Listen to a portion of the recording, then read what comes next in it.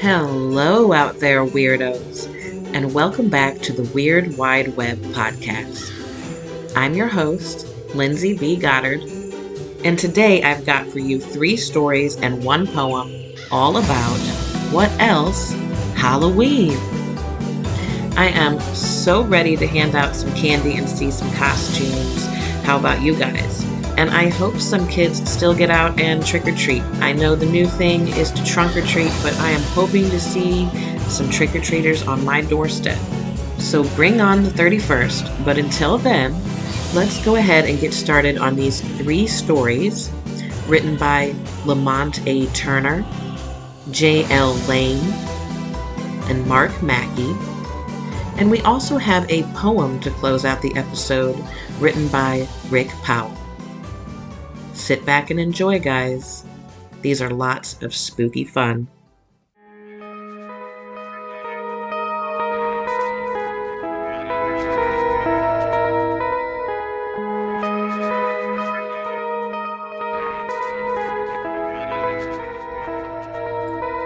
An Unusual Harvest by Lamont A. Turner.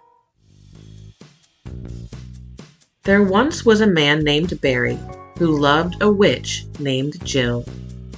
It was the first time in his life he had ever felt that way about anyone. It was the first time he could remember feeling anything at all. That's why, unlike the animals he'd tortured when he was young and the women he'd strangled later, it bothered him when he had to kill her. Jill, whose interest in witchcraft didn't extend into murder, had quite literally caught him with blood on his hands.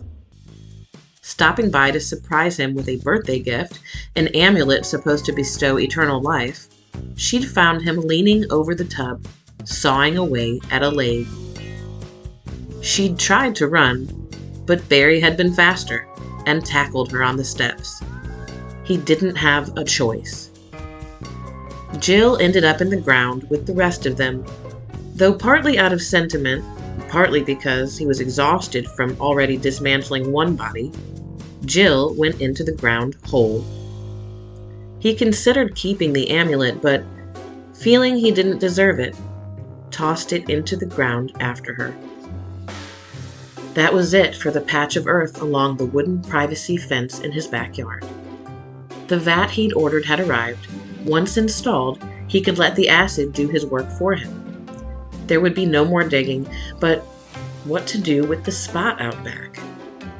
Barry prided himself on his resourcefulness and thrift, never letting anything go to waste. He had a nice fertile plot of land here. It would be a shame to waste it. After much thought, it finally came to him. He would turn it into a shrine to Jill. Barry spent the next few days looking up articles on pumpkins, mainly because Jill had always loved Halloween and all its iconography. A week later, the seeds he'd ordered arrived. About a month after that, Jill clawed her way out of her shallow grave and dragged Barry, howling and scratching, back into the ground with her, proving once again that it doesn't pay to murder a witch. I know it seems that should be the end of our story, but that isn't the story I intend to tell. The scary part happened afterwards because it involves people who weren't killers. It involves decent, normal folk, just like you and me, and serves as a warning that even those who try to do good and avoid evil as best they can still get caught up in the evil left behind by others. As per the conditions of Barry's will, his house went to a distant cousin, rather than the more immediate members of his family, all of whom Barry disliked. This cousin, a young woman named Lena, was confused by this unexpected act of generosity from a person who was, effectively, a stranger. But being a widow with a 9-year-old boy to raise, she couldn't afford to indulge her apprehensions. She and Chris moved into the house as soon as the paperwork had been signed. Working 2 jobs, Lena never noticed the strange vines snaking across the lawn by the back fence. She'd hardly ever gone out into the yard at all throughout their first summer in the house, and the boy she'd hired to mow the lawn had scrupulously avoided running the vines over. One day, as the leaves were turning brown and frost began to blanket the lawn in the mornings, Chris discovered the pumpkins. "Mama, we have pumpkins growing in our backyard," Chris exclaimed breathlessly, jumping up and down before his mother, who lay sprawled across the tattered sofa, resting between her morning shift at the grocery and her evening shift at the restaurant. Not wanting to be bothered, she'd tried to brush off the boy with a disinterested shrug, but he was insistent. She had to come see. To Lena's surprise, there really were pumpkins, but not like any she'd ever seen. There was one toward the center of the yard that was large and round and looked like a pumpkin ought to, but the others, and there were so many, were recognizable only by the familiar ridges and orange hue of their skin. "Why are most of them so funny looking?" the boy asked, pointing out one that vaguely resembled a hand that Lena found oddly unsettling. "Maybe pumpkins just grow that way and they only send the round ones to the stores," she said, unsure if she believed it herself. "At least we have one good one. We'll see if your uncle can come over and help you carve it for Halloween." Hearing this, the boy threw his arms around his mother's legs and squeezed. It would be his first jack-o'-lantern since his father died in a boating accident 2 years prior. Lena had arranged, with considerable effort, to have every other Sunday off from both jobs to spend time with her son. However, on this particular Sunday, the first since Chris's discovery, the boy showed little interest in doing anything other than guarding his find. Even the offer of a trip to the soda shop failed to lure him away from the backyard. The girl she'd hired to watch Chris had mentioned his fascination with the orange monstrosities, but Lena hadn't realized the extent to which Chris had devoted himself to the care of the pumpkins. He seemed to be particularly fixated on the large round one, which had developed 2 symmetrical indentations, giving it the appearance of having eyes when viewed from across the yard at certain times of the day when the sunbeams fell upon it just right. "Are you talking to it?" Lena asked, coming up behind Chris, who was seated before the pumpkin. "We talk all the time," Chris said, without turning to look up at Lena. "We're friends." "What do you talk about?" Lena asked. "He tells me stories," Chris said. "He says he killed a witch, but she came back and got him. Now he's stuck in the ground and can't get out until he grows a new body. He wants me to help him." "We could stuff some clothes and make a body for him after we carve him," Lena said, squatting down next to her son. "We could use your dad's old work boots for the feet." Chris shook his head. "He said all he needs is blood." "I suppose we could get some red paint as long as you promise not to make a mess," Lena said, regretting it almost immediately. "He said he needs your blood," Chris said. "I told him you wouldn't mind giving him just a little." Lena didn't know how to respond to that, so she just smiled, ruffled his hair, and retreated to the house and her paperback romance. Chris had always had a vivid imagination. Lost in the book, Lena failed to notice how late it was getting until she was reaching for the switch on the lamp. She called to Chris, expecting him to come bounding from his room, but he didn't appear. Going into his room, she found it empty. He couldn't still be out there with the pumpkin. She ran to the sliding glass doors and peered out into the yard. Chris was in the exact same spot she'd left him several hours before, sitting cross-legged before the pumpkin, which seemed to leer at her in the light of the fading sun. The next day, it was back to work. Any concerns Lena had about the spell the pumpkin had over her son were washed away in a flood of canned goods and irate customers.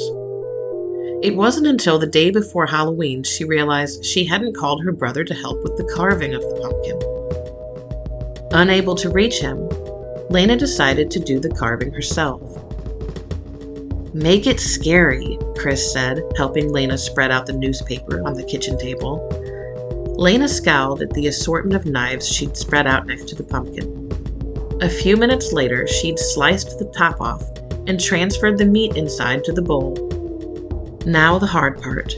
Using the indentations as a guide, she traced out triangular eyes, accidentally making one larger than the other. Then followed the mouth. Satisfied with the pattern she'd drawn, she plunged the knife into the corner of the lines and sawed until she was able to remove a chunk, leaving a jagged gap that stretched across the entire face of the pumpkin and curved up slightly at the corners. "Look like a smile to you?" she asked Chris, who nodded with delight. The right eye came out without a hitch, but just as she was finishing up the left, her hand slipped on the knife, sliding down the blade. Wincing, she jerked her hand away, leaving the blade sticking in the pumpkin. While she searched for something to wrap around her severed finger, her blood flowed down the blade to form a crimson tear that flowed from the eye of the jack-o'-lantern into the grinning mouth. "Damn, I think that's going to need stitches," Lena said as she watched the paper towels around her finger turn red. Worried that Chris would be frightened, she gathered all the composure she could muster and turned toward the boy. He wasn't afraid. He wasn't paying any attention to her at all. The whole of his attention was focused on that pumpkin, which he regarded with pure delight. 2 hours later, Lena and Chris returned with Betty, a friend from work, who'd been good enough to transport them to the ER and sit with Chris while the doctors closed Lena's wound. Betty helped Lena onto the couch and was about to follow Chris into the kitchen to get Lena a drink when they heard Chris scream. "It's gone!" he shouted as both women rushed into the room. "That's impossible," Lena said, staring at the newspapers on the table. "We left it right there. It couldn't have rolled off." "It didn't roll off," Chris cried. "It's not here." "Did you leave a window open?" Betty asked, trying to be helpful. "Maybe somebody got in and took it." "Who would break into a house just to steal a pumpkin?" Lena snapped, not intending for it to come out as harsh as it did. "Kids?" Betty said. "Maybe they were cutting through your yard, saw the pumpkin through the window, decided to pull a prank. You'll probably find it smashed at the side of the house." Lena thought the scenario unlikely, but Chris let out a wail and bolted for the back door. By the time the women got outside, Chris had already checked the side of the house and was frantically searching the bushes along the back patio. Suddenly dizzy, Lena watched Betty and Chris conduct their search in slow motion. She was aware they were talking, but all she could hear was the steady thud of her heart as she stumbled over to the patio railing on boneless legs. Hanging there off the rail, Lena felt a chill breeze coming in from across the yard, conjuring images of the freezer at the morgue being thrown open so she could identify the remains of her husband. For a moment, she was back there, staring down at the bloated thing they'd pulled out of the water. It wasn't him. It couldn't be him. Yet, it was wearing the shirt she had bought him and wore his wedding ring on its swollen black finger. "Lena," something whispered, dragging her back to the present. She looked for Betty and Chris, but they had moved on to the other side of the house. She was alone.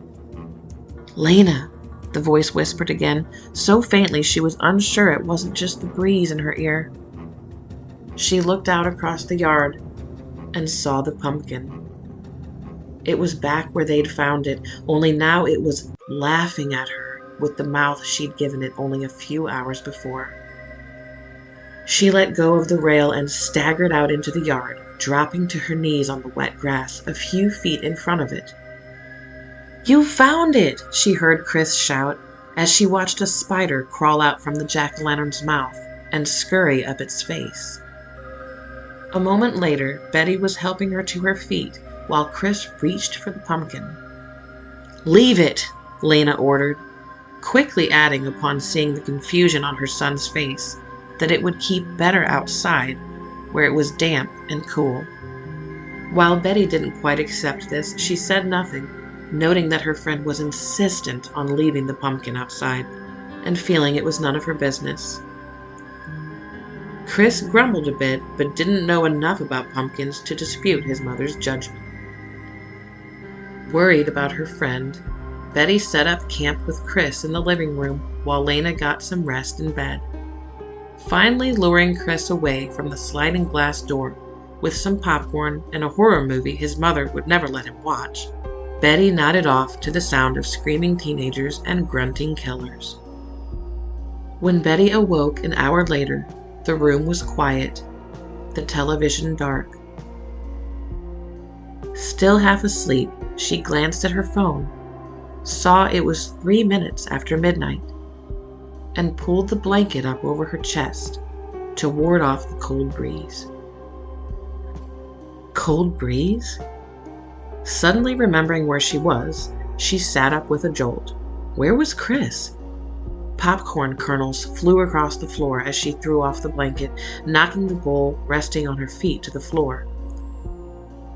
The back door was open. She rushed to it and saw Chris, leading a pumpkin-headed giant by the hand. The thing, stumbling along on misshapen orange feet, was at least 8 feet tall and seemed to be composed of oddly shaped gourds tethered to skeletal vines. "Chris, get away from it!" Betty screamed as the pair ambled toward the house. "He needs my help," Chris shouted back. "He can't see until we put a light in him." Emboldened by the creature's blindness, Betty rushed out and pulled Chris away, dragging him to the house. "Go hide," she told him, pushing him into the living room before turning to slide the door shut. She was too late. The thing thrust its pumpkin hand into the opening, preventing the door from closing. Betty strained against it, but it was too strong. She fell back as the door groaned in its track and the thing stepped inside. Its left hand was a solid and inflexible bludgeon, but its right arm terminated in a mass of dangling vines that extended out to ensnare the woman, enveloping her head and lifting her off the ground. As she hung there, suspended just inches from the lopsided face, the vines tightened until blood streamed from her bulging eyeballs. Chris watched it pull her in close and suck in the breath rustling out of her before tossing the lifeless husk to the floor. Smiling, the boy stepped over the dead woman and took the creature's hand, leading it into the kitchen.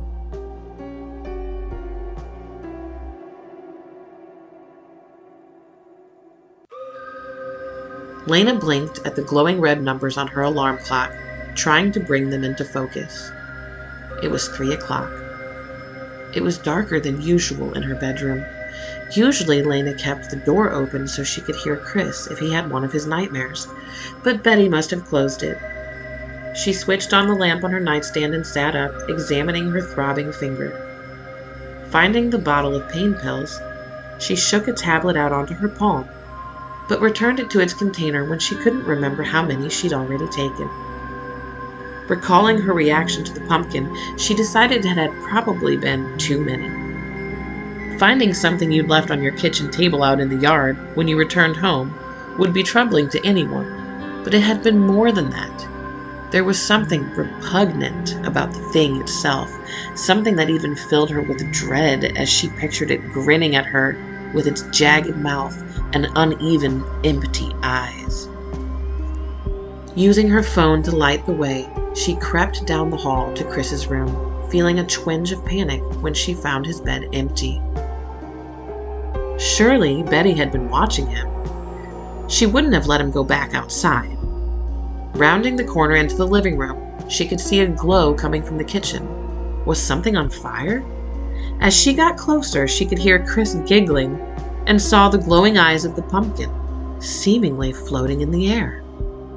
Not being near a light switch, she aimed the light from her phone into the kitchen and saw Betty slumped in a chair, pulled out onto the center of the kitchen floor.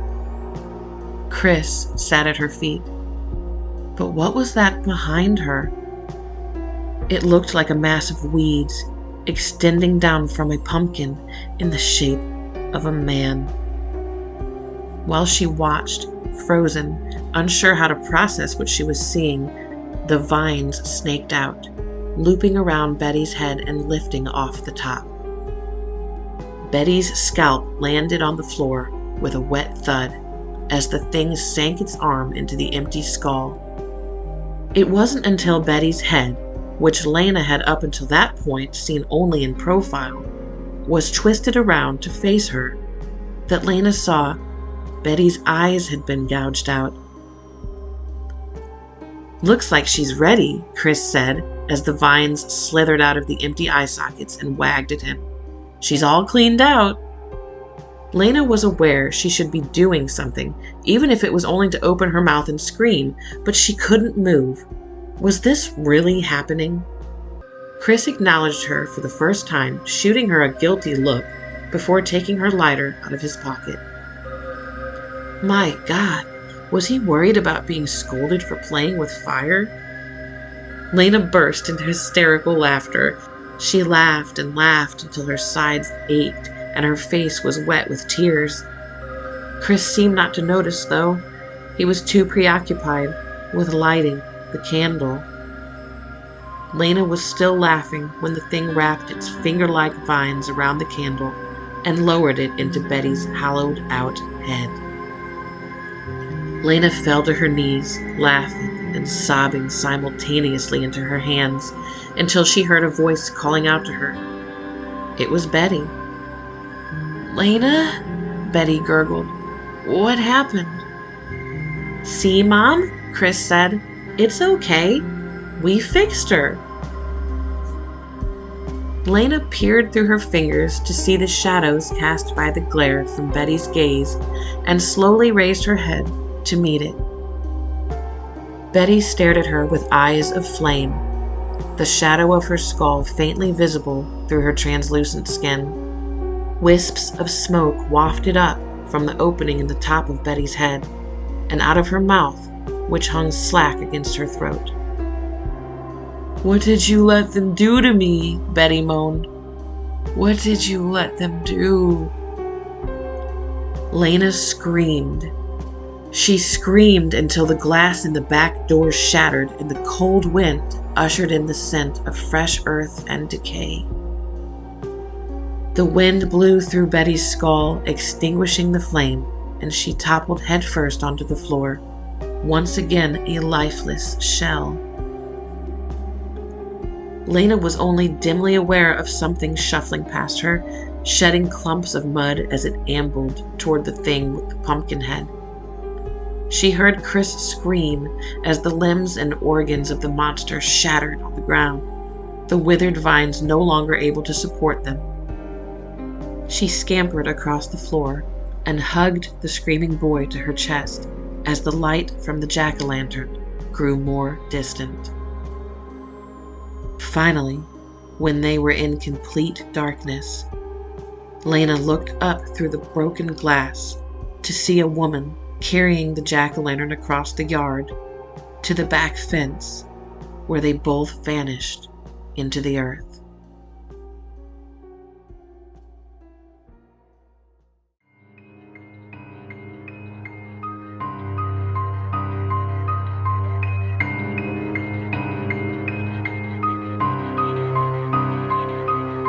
Voices by J.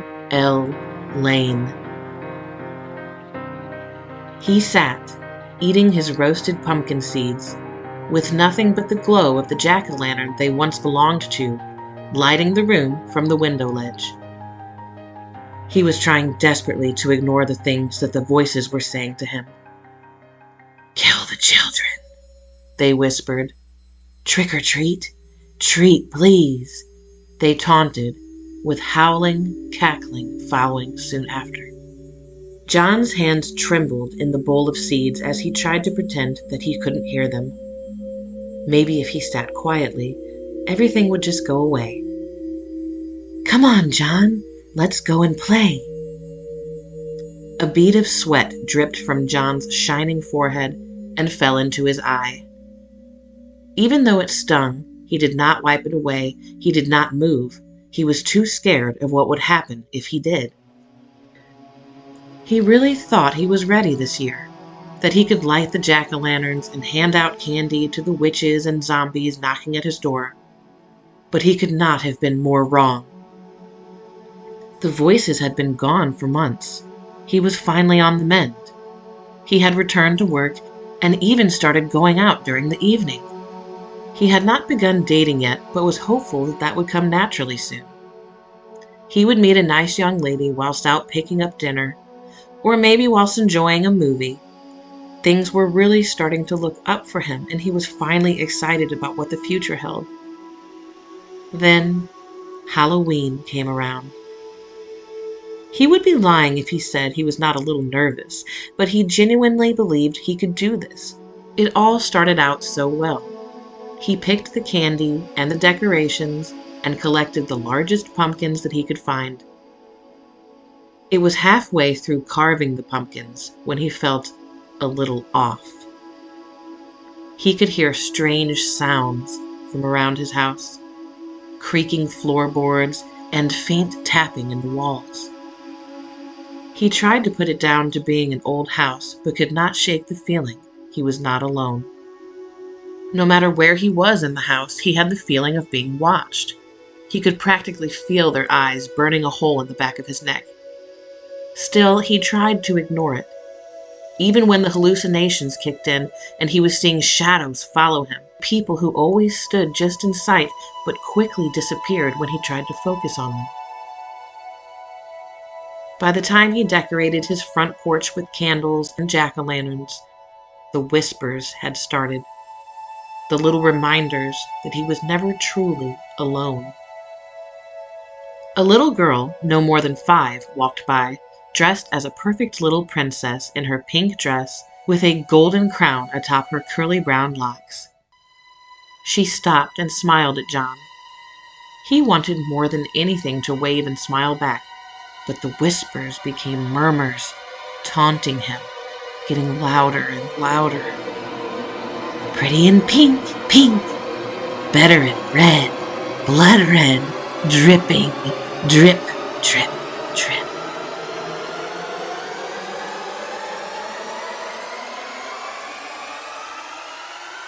John dropped the last few candles and rushed inside in a panicked frenzy, slamming the door behind him. Now he sat, holding a pumpkin seed in his hand, too scared to lift it to his mouth, cursing the day that he had ever bought this damn house. Everything was perfect.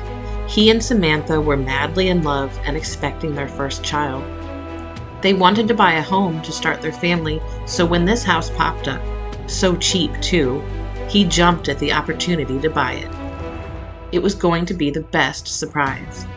He put her in the passenger seat of their car, blindfolded her, and drove her to their new home. Watching her face light up with joy melted his heart. Finally, they had a real home to start their future. Things were great for them at first. The decorating was going well, and they seemed to be living in suburban bliss. That was until month 6 of her pregnancy, just 2 months after moving into the house. Things changed. She became aggressive, closed off. John put it down to hormones and tried to ignore her random outbursts of rage. But when he found her in the bedroom one night, talking to herself and slapping her stomach repeatedly, he could not ignore it anymore. "Samantha, what are you doing?" He rushed over to restrain her. "It has to go. They don't want it here." "What in the hell are you talking about? Stop!" But she would not stop. She fought back harder as he held her arms behind her, wrapping his legs around hers and holding her down on the bed. She tried to reach round to bite him and was scratching his stomach with her long, sharp nails. He could feel them piercing his skin, drawing blood with every scratch, but still kept her pinned on her side, begging her to stop as she screamed incessantly. It felt like hours had passed by the time she finally gave up fighting, and as he lay in silence, Tears rolling down his face, he realized that she had finally fallen asleep. At last, he could release his grip and rest for a while, but there was no way that he could sleep now. He would have to call a doctor to help her. Seeds scattered along the floor as the doorbell woke John from his trance. "Here we go, Johnny boy. Showtime," a voice called. No, I won't do it," he cried. Again, the doorbell rang, and an echo of little voices called out, "Trick or treat!" "I won't do it," he cried. "Go away, please, go away!" He could hear the murmurs of the trick-or-treaters as they exited the porch. He felt awful that he'd scared them, but at least the voices had stopped. He was not sure he could go through this again. He knelt on the ground and began to clean up his wasted snack. He knew the voices would return, they always did, but for now he would enjoy the sweet silence of solitude. He had not heard silence so deafening since that night in the bedroom with Samantha, when the noise had finally ceased to exist and the ringing in his ears had faded. He had left her sleeping peacefully on the bed, so he could dress his wounds and call for professional advice. He could not have been gone for any longer than 10 minutes when he heard it, the sound that changed his life forever. The hammering echo ricocheted off the walls, filling his ears with a sharp humming, so loud it silenced the world around him. He could not feel his body, but he must have been running as he was getting closer and closer to the bedroom. He fought his way through the clouds blinding his vision. He opened the door, fearing what he would find, and prayed for it to all be a dream. He could see her hand jutting out from the bottom of the bed, jolting and jerking, and knew his worst nightmare had come true. He rushed over, with no way to prepare himself. How could he be so stupid? How could he forget that he had left the sawn-off shotgun under the bed? He saw her spread across the floor, her blood splattered up the drapes, and he screamed in desperation. He tried in vain to put the pieces of her stomach back together, holding fragments of his unborn daughter in his hands, changed him forever. Tears streamed down John's face. Even 5 years on, he could not understand how she could do that to him, to their child. He knew that it was not her. He knew they had goaded her to do it, but still she had pulled the trigger. John walked over to the jack-o'-lantern displayed in his window and blew out the candle, hoping it would stop people from knocking. But it didn't. With each knock, the voices returned. "Kill the children," they whispered in his ear again. "Let us play." Over and over again they taunted him, provoked him, and mocked him. He knew what they wanted, the same thing they always wanted, to feed on the misery and death of others. For so long he had believed they were all in his head, but when the tablets didn't work and the counseling did nothing, he knew the truth. The voices that haunted him weren't a figment of his imagination. He was not crazy. They were the voices of evil. They were the voices of this house and the victims that it had devoured along the way. Once normal, happy people, now bitter and resentful spirits trapped in purgatory within these four walls. He knew that somewhere within this house was his wife, lost and alone. Maybe she was one of the voices that tormented him. He sat, a broken man. He knew they would continue until they had a fresh soul to feed on. This is why they were provoking him to take a child's life. Maybe there was something more valuable about a child's soul. The pure innocence, perhaps. Either way, he knew that he had to give them something.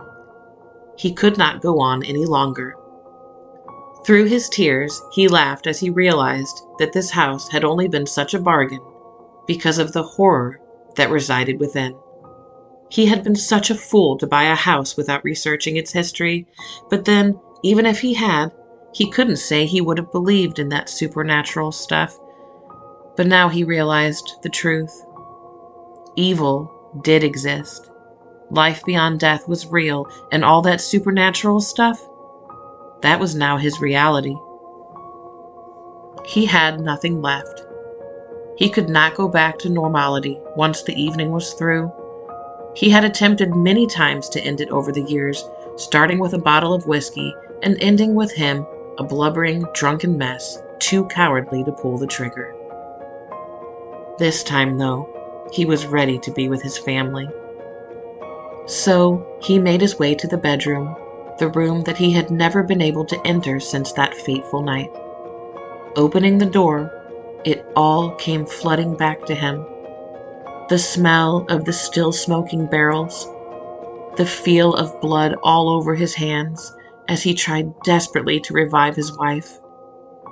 All the horror filled his mind once more, almost as if it were playing out in front of him all over again.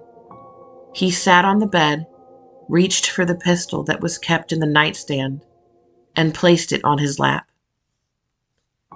Soon he felt a peaceful euphoria shroud him.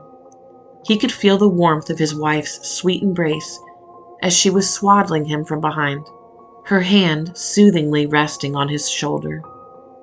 The lively kicks of his daughter once again tapping his spine. "I love you, baby." Finally, a voice that he welcomed. "I miss you, Sam. I miss you so damn much." With that, he put the gun into his mouth and took one last deep breath.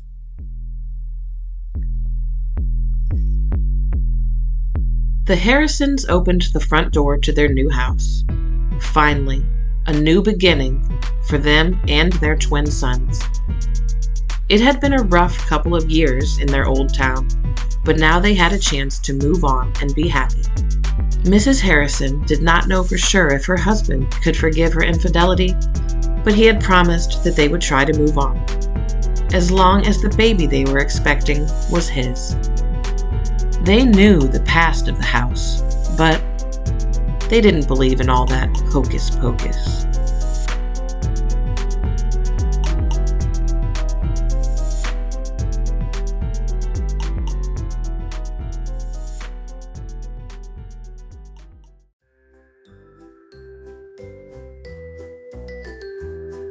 The Pumpkinhead Kids Come Trick-or-Treating by Mackey.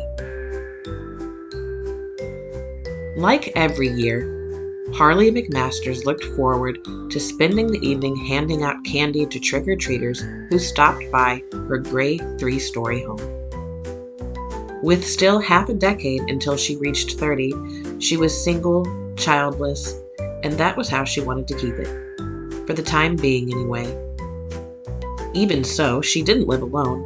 She had her sister, Jade, 3 years her junior at 22, presently working toward her degree at the local community college, living with her. Like her, Jade was single, having not found the right person to share her life with yet. "Are you ready to start handing out candy to all the trick-or-treaters?" she asked Jade as they filled up large bowls with candy. She was dressed as a steampunk pilot she found inexpensively priced on eBay. Her sister, a Dallas cowboy cheerleader. "Yeah, you better believe I am," Jade answered in an enthusiastic tone. A few seconds later, the chime of the doorbell filled their ears. It told them the first trick-or-treaters had arrived, and she and her sister carried the bowls of candy over to the coffee table, setting them down. Each of them grabbed up a handful and headed over to the front door.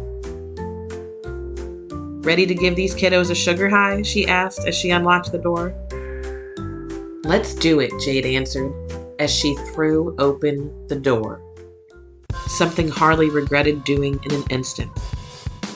Sure enough, there were children out there. Several of them, in fact. Alarming her, besides the fact that there were no parents anywhere to be seen, was that these were no ordinary kids. Hell, they were downright scary. They weren't wearing costumes. They didn't have to. It was clear now. They weren't human. Shockingly, they had misshapen, deformed jack-o'-lanterns for heads. Adding to the scariness of these children were their razor-sharp teeth and claws for fingers. Immediately, they began to sing out an unnerving, giddy, pig-like squeal as if they were incredibly pleased by the sight of her panic. Then, they rushed forward and inside, straight for Jade. Of course, it didn't help that she was closest to the door. As soon as they reached her, a couple of them bit hard into her legs, causing her to release a powerful scream of pain, and the candy flew from her hand, going every which way and ending up scattered all over the floor. In an effort to try and fight them off, Harley rushed over to the fireplace to grab the closest weapon, a fire poker. It was a mistake doing so, as in the short time of her doing it, they successfully managed to position her sister down flat on her back. It allowed a couple of them to bite into Jade's neck, putting an immediate end to her life. "Jade!" Harley screamed, her sister's blood starting to stain the floor as they focused their eyes on her. There wasn't a chance in hell she was going to allow them to get away with her sister's murder. And charging to meet their advance, she tried to put the one at the lead out of its misery by burying the fire poker into its chest. Her face twisted in nervous alarm as her act had no effect on it whatsoever.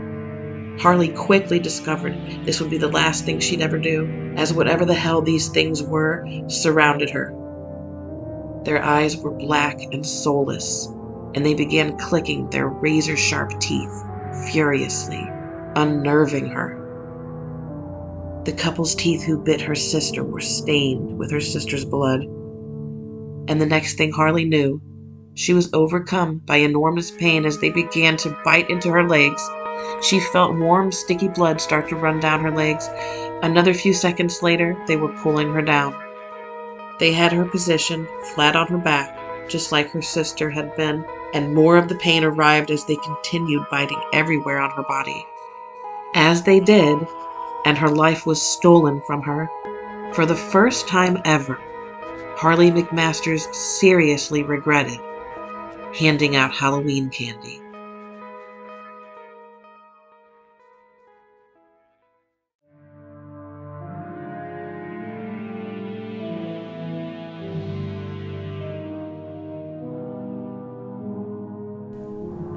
The Midnight Hour by Rick Powell.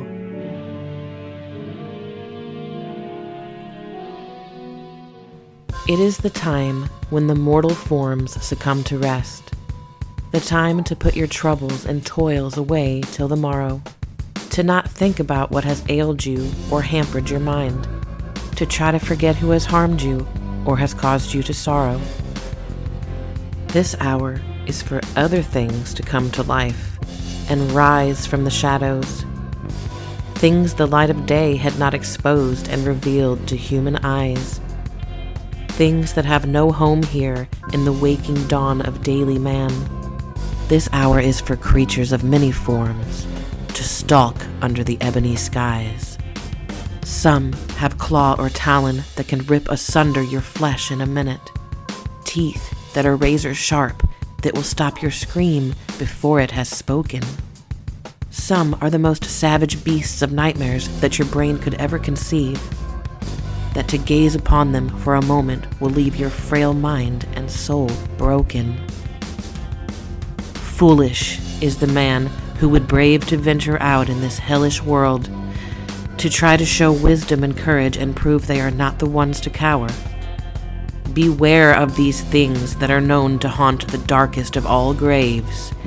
It is far better to stay in your homes and not seek what walks at the midnight hour.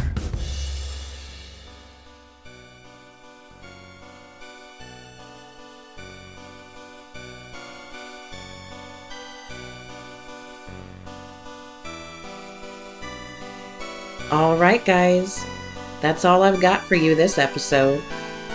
But I really want to thank you for tuning in. And I really want to thank all the authors who send me stories. I've been having such a great time. I have a few interviews coming up to close out the year, and then I'm going to take a break from podcasting for a little bit. But you know what, guys? I'm really hoping that Santa Claus might bring me some better recording equipment. Because I'm having fun doing this, I am, but I need some better stuff. I need a better microphone. I need a better laptop.